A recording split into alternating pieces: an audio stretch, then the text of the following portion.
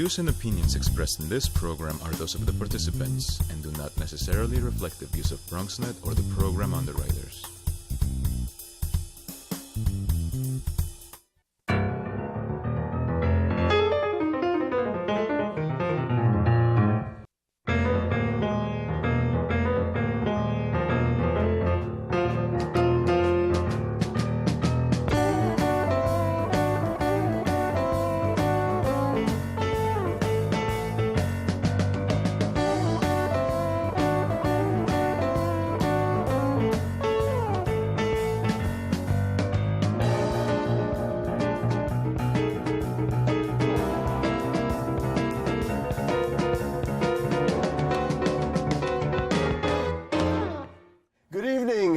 Welcome to Bronxtalk. Tonight we continue with the second part of our two-part series on Bronx history, with a show about Bronx historic districts. I bet you didn't know that in our borough there are 12 historic districts, 8 interior landmarks, and 93 individual landmarks. And it's the not-for-profit Historic Districts Council that advocates for the city's and the Bronx's historic neighborhoods.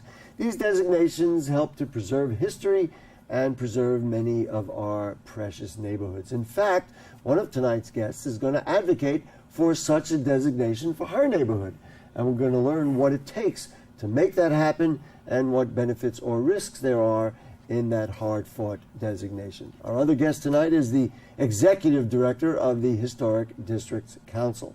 We're on tape tonight because of Memorial Day, but if you want to ask questions or make comments, send them to us in an email at bronxtalk@bronxnet.org, or you can post them on our Facebook page and we'll read them on the air during a future edition of our program.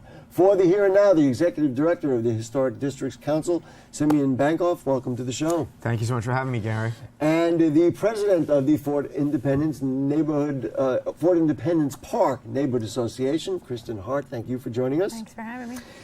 Simeon, let's start with you. Sure. What does it take for a district, a neighborhood in the Bronx, there are 12 of them in the Bronx, to become an historic district?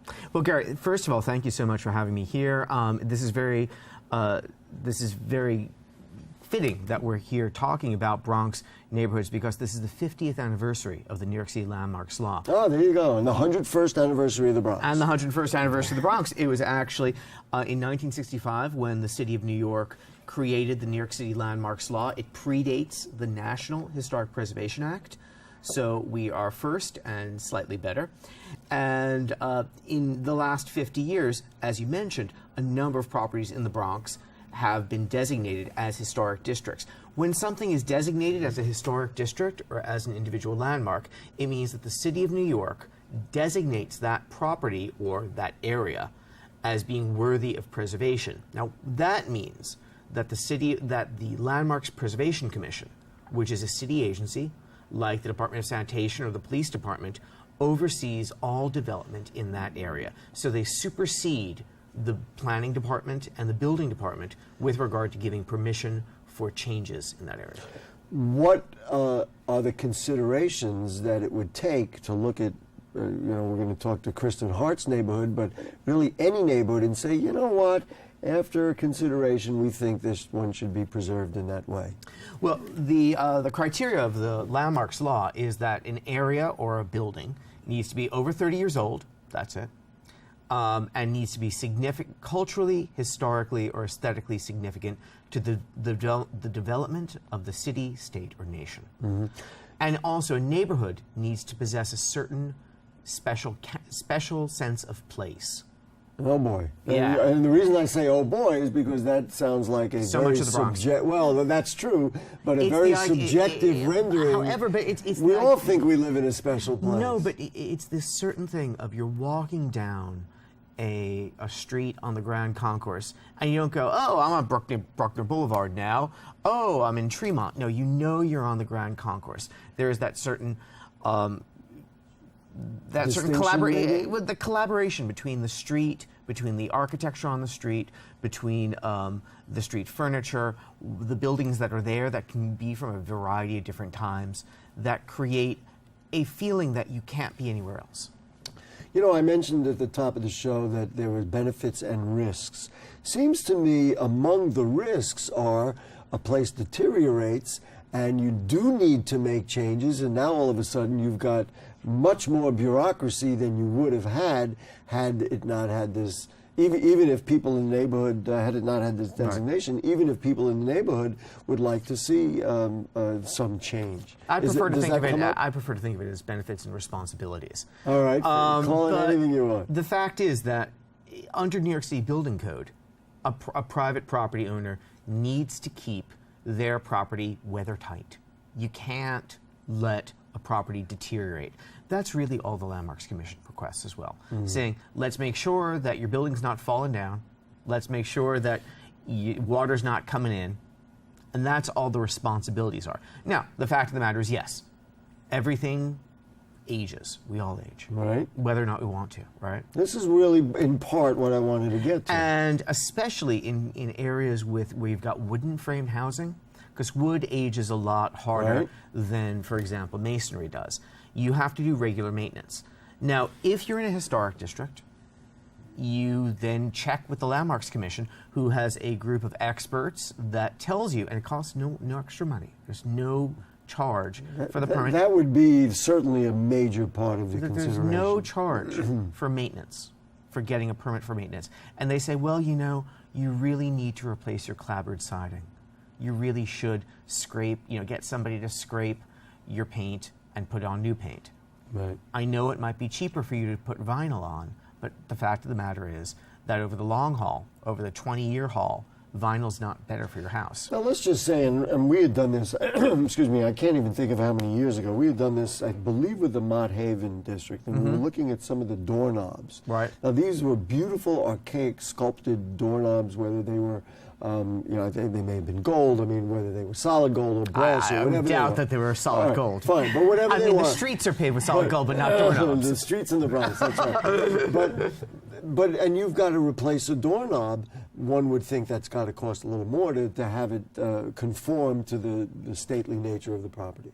The fantastic march of technology, Gary, allows you to get totally good replica doorknobs nowadays. And the Landmarks Commission is very, very amenable to private property owners who want to do the right thing. What he's telling me, stop being a journalist naysayer and go with the flow. So I understand It's okay. Plus, a doorknob that great won't have to get replaced. That's the whole point. Oh, there you go. That's right. Maybe that's in my office, for example, my office is in a landmark building in Manhattan, and we have 110-year-old windows that are completely operable. Wow. And it just means that once every 2 or 3 years, somebody takes a look at them, make sure the chains still work, and if the wood starts to deteriorate, in the 15 years we've been there, once they've checked them. How busy are you? In other words, do you have like a long list? Here, aren't I? Well, I appreciate that. But no, do you have a long list of neighborhoods and everybody's lobbying to get their neighborhood, or is it really just a very select few that you spend a lot of time with, really trying to market them, if you will, and promote them and develop them and understand Citywide, them? I'd say approximately 50 neighborhoods, Right. of varying sizes. Everything from a huge area in Flatbush to a small area in Kew Gardens are looking for some sort of preservation attention. Right. So and so I guess it keeps you busy. Do you folks endorse all of them, or do you would you say, hey, you want it, we're going to try and help you have it, or do you try to counsel them? You know what, your area is not really one that would conform. It's not a one size fits all. It's not a one. Wow. Must be fascinating. It's good work. In fact, I met Kristen through this work. One of the things that my organization does is a 6 to Celebrate, which we find 6 neighborhoods every year that we work with very, very closely. And Kristen's area was one of those areas. And she was looking to gain a level of recognition and also deal with some development issues that were concerning the neighborhood. Right. She wasn't looking to become a New York City historic district at that moment. And then you said, hey, I got an idea for you. Go ahead. Well, I want to clarify that we're not really on the verge of becoming a New York City historic district. We have applied for that, and because what they look for, as he was saying, is this level of sort of architectural consistency. the Landmark Commission has generally not looked favorably upon a neighborhood like ours, which is beautiful and has. And by the way, we're going to show pictures of both some of the Bronx historic districts and the ones in Van Cortlandt Village that you were talking Right. about. And I have to say, I'm a resident of Van Cortlandt Village, so you That's know why I where said my, ours. you know where my allegiance lies. But go ahead, I interrupted you. So we're on the verge of getting a listing in the National Register of Historic Places, which is a slightly different thing, but a related thing that the HDC has also worked with us on. So, and I mean, to the question you asked him earlier about do you work with every single neighborhood, I know that you've explicitly said you're always really happy to hear from the Right. Bronx. Definitely. And there are, I mean, again, landmarking is only one tool. There's also considerations of zoning.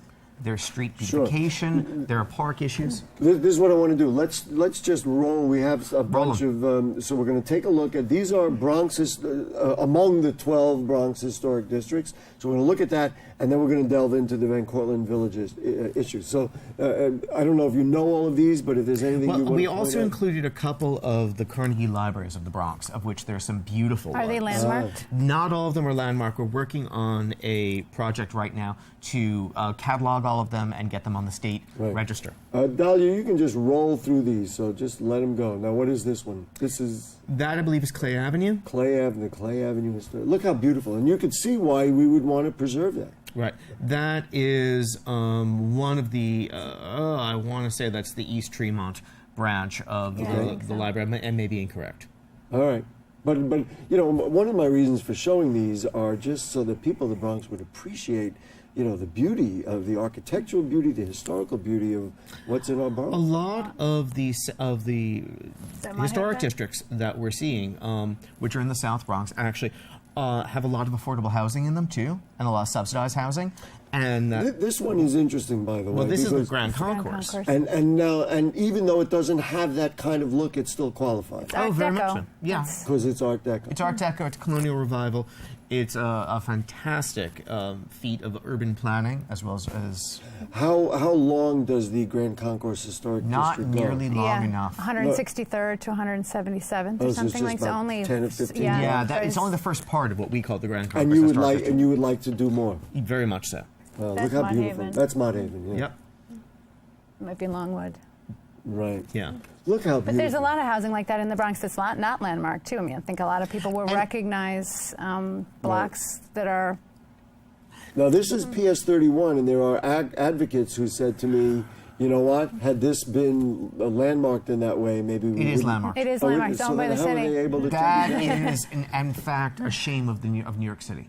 If a private owner owned this building and allowed it to become in that condition, New York City would have sued the heck out of them. Instead, the city owns it, and they are allowing it to be demolished, Wow.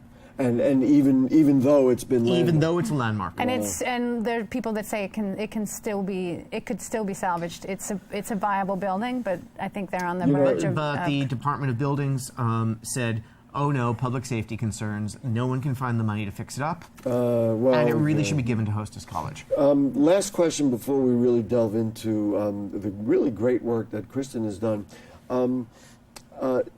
You know, you look at, let's say, the Bronx Courthouse, the old Bronx Courthouse Sure. that's now being fixed up.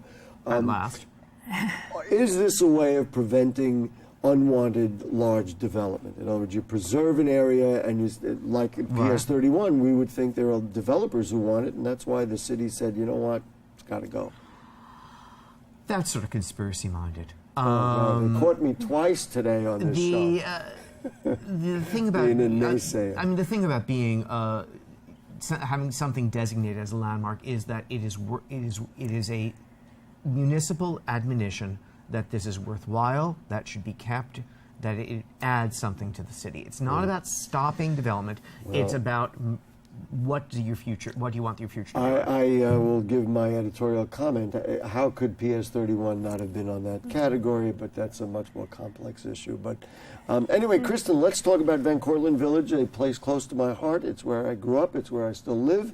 And they produced this just beautiful book, which includes many of the buildings that, of course, that I recognize, and folks who've been in that neighborhood know all Available about it. for download online. Oh, you can download it online? Okay.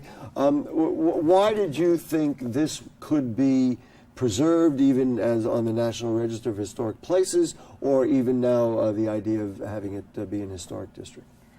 Well, I mean, it's a beautiful neighborhood. Everyone can feel that when you come into it. It's got that sort of cohesive feeling. You feel as soon as you walk into it that something special is here. And you were telling me the story of a woman who moved into this neighborhood and became interested in the history of the Bronx and sort of had uncovered the Bronx historian who you had on last time. She was on our show last week. That's right. And then became so interested. Then they created a book together. I think it's one of those neighborhoods where you move in. I moved in. I bought my house in 2007. My family was growing. I heard that I knew a little of the history of the Bronx, and they had great housing stock. I knew the history as a place to raise your family. I said, let's revive that. Let's go buy a house in the Bronx and fix it up and sort of be part of reviving that history, as the Bronx is a great place to raise your family and live green and all these things. Right, of course. So I bought my house and learned two things. One was that you don't just move into the Bronx. to move into the Bronx I'm not and sure really what make you it mean, work. but okay. Well, what it entails a lot of activism. You get very involved in your community. Moving into the Bronx and caring about it means going to a lot of community board meetings, filtration monitoring committee meetings. Especially if you want to have impact. Because a lot of things, you find out a lot of things are happening that don't make sense from a community perspective. And you're like, well, we have to get involved in this. So you end up getting involved. And that's great, but time consuming. So it's not so simple. And then I also discovered that the building behind my house was Shalom Aleichem, which was this great historic building, part of the history of New York City housing, one of the great buildings that was built by the radicals, labor unions in the 20s to move people out of the, and I didn't know it took me months to figure that out, that was what was behind me. Because the history is sort of, every generation has to rediscover this history. So you looked at all this and you said, okay, so there's the advocacy part and there is this beautiful part, this historic legacy, and you wanted to preserve it. So like the woman you were talking about, I wanted to know more about it. I wanted to learn more about it because it's not sort of the story hadn't been told, or it has to keep being retold. So I wanted to discover that history again, and that was getting involved with HDC. It wasn't the first time you heard from our neighborhood, because everybody, people just keep taking up this fight over and over again. And so what's the objective? Is the objective to do what I suggested earlier, that if you make it an historic district, then it's less vulnerable to unwanted development, which you've been definitely, fighting? Definitely it's part of preserving the character of the neighborhood, telling the story of the neighborhood, the history. Part of it is what's there now, the housing as it is now, as a beautiful place, a district. It's also the history. We have a Revolutionary Fort. Our street plan was designed by Olmsted, and that's part of the way it interacts with our lives today, because it's why he didn't use the grid. In our neighborhood, we have these winding streets, and that still plays out in the way our lives, and the hills, and he decided to, so it's a complicated interaction. It's definitely part of... Let's show some pictures, and then we're going to go back to Mr. Bankoff and see what your chances are. So what do we got? Dahlia, we got some... Now, this to me is as gorgeous a residence, and I've seen this building, this home, for many, many years. This is as gorgeous as anywhere else. Where is this? This is on Giles Place. These are beautiful Tudor houses from the early 30s. Goodness, they're fantastic. They have the original tile ceilings and everything. This is on Camden Place. Slightly different. Slightly different, but Tudor housing from the 20s. Wow. Next to it is a nursing home that went up in the 70s. You can see. And so unlike now, this is different sort of housing. This happens to be my block. These are actually over 100 years old. They're bungalows that were the first thing that was built in the area. That was just like these 8 bungalows. Simeon, this doesn't look like the kind of place like the others, but still worthy of preservation. Oh, sure. I mean, it doesn't look like the Upper West Side either, but I mean, it's part of the history. It's part of the history of the neighborhood. The way now, the house now, what developed. about this? What is that? That's Camden Place again, and that's Shalom Aleichem in the which sort of winds around. It's this fantastic maze of buildings. And I guess my first look at those, and I say, gee, why? Now this is something that we uniquely have in the Bronx, all over the Bronx, the North Bronx. Yeah, a lot of step streets. And they're worth preserving, too. They're part of, we need them, obviously, but they need to be maintained and sort of celebrated as, part of the Is one of your hopes, by producing this booklet that we have and coming on TV, is one of your hopes at minimum to call attention, the step streets are right on the cover of this, to call attention to the need to preserve these? Because, Definitely. these could be in danger with the next developer's eye that says... Well, actually... you're making fun a little bit, but we were at the Art Commission of New York City a couple of years back when they were fixing the step streets, And on one of the step streets in the area is a 19th century cast iron lamppost. Wow. Right? And we had to make sure that that was actually preserved, and that when they were redesigning them for accessibility and to make them modernized and to fix them up because they were having a little problems, that they did it in a way that was appropriate to its character.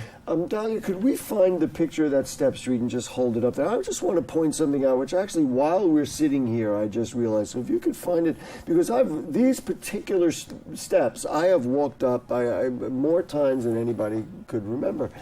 You know, the masonry, the stonework all around it, and in fact, I don't know if you could see it, but on the left side, there's actually kind of I don't know what you call it, a curvature that is for the runoff of the water. Yeah. I have walked up those stairs and never stopped to look. The work on it is just... It's beautiful. It is beautiful. I go every year, we clean it out, and we put the planter on there, but it still is a little overgrown. But yeah, there's some detail there that's really beautiful. And the kids also sled down that in the wintertime. It's insane. Yeah, into traffic. I'm not sure I particularly love my that. Kids, but there it does. And also the houses and the buildings that are built literally around them. If they're not preserved in this way, what is the potential? I guess then people like Kristen or other advocates have to keep fighting to have them upkept? Oh, please. I mean, designation's only the beginning. The fact of the matter is, even if something is in a historic district, you still have to keep a very close eye on things, and you have to have your voice heard. What it is, however, is that by being part of a New York City historic district, or even a National Register historic district, it gives the community more of a voice in what its future might be. Without that, anything can happen. Kristen, what do you see as like the next step? So you produced this thing, and actually we were at an event, and that's how I found out about it. You said, "Hey, Gary, do you have one of these?" It was celebrating Bess Meyerson. That's right. Oh, fantastic. Who grew up actually in that neighborhood, and that was in the Shalom Aleichem houses, and there was a plaque put up, and I went to the event, and Kristen was there.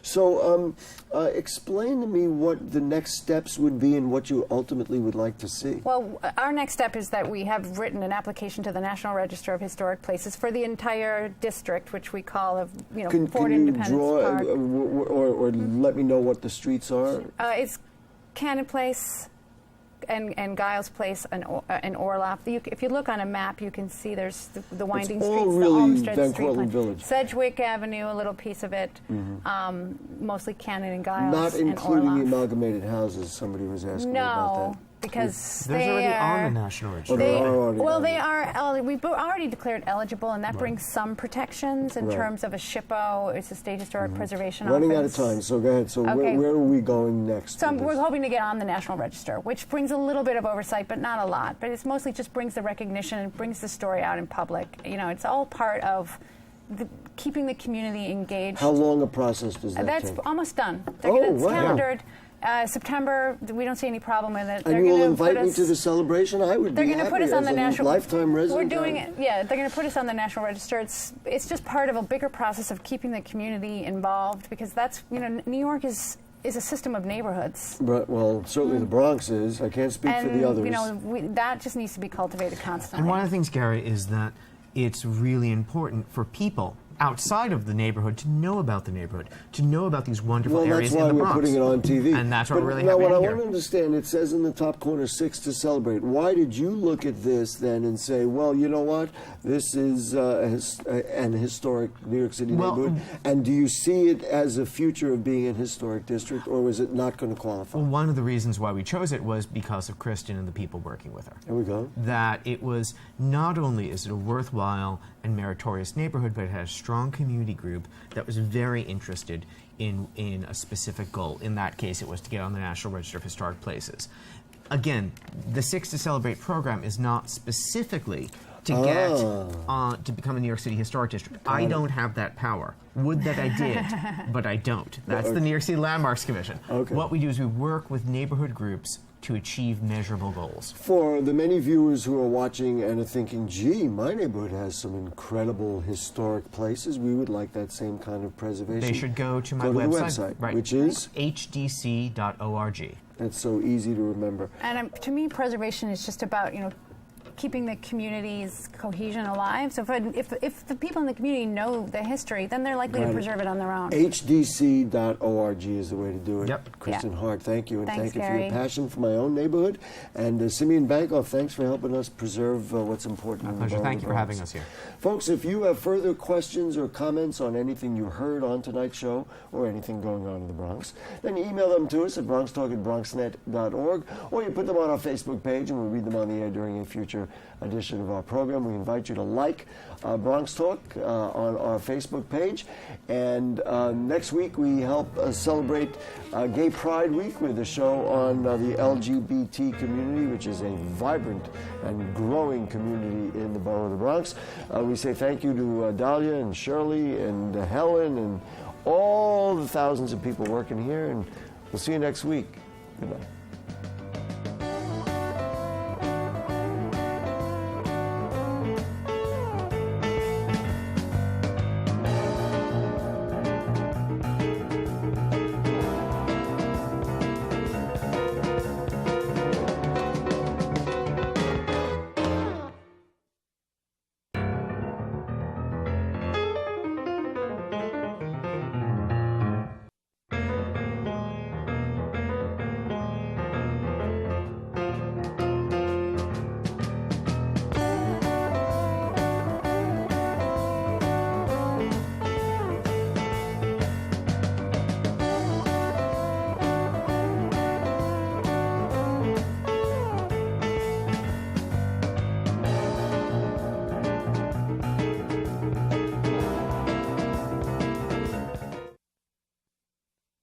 A single ember that escapes from a wildfire can travel more than a mile.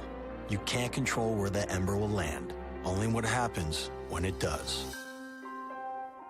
Get Fire Adapted now at fireadapted.org.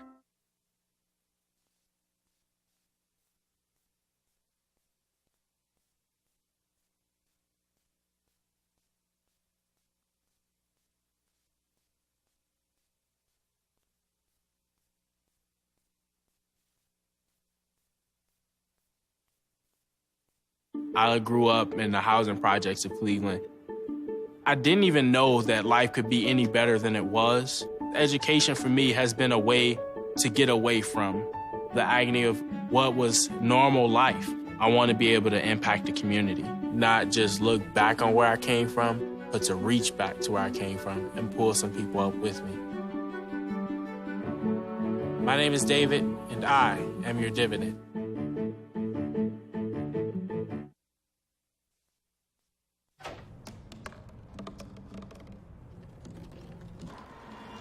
Everybody has a dream.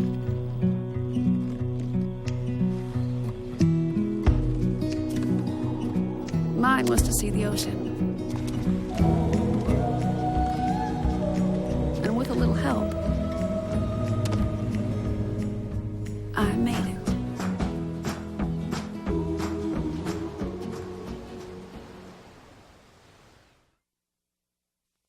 Barry, time is running out. According to my calculations, 1 in 5 kids in America struggles with hunger. How can so many children face hunger when there's more than enough food to feed them all?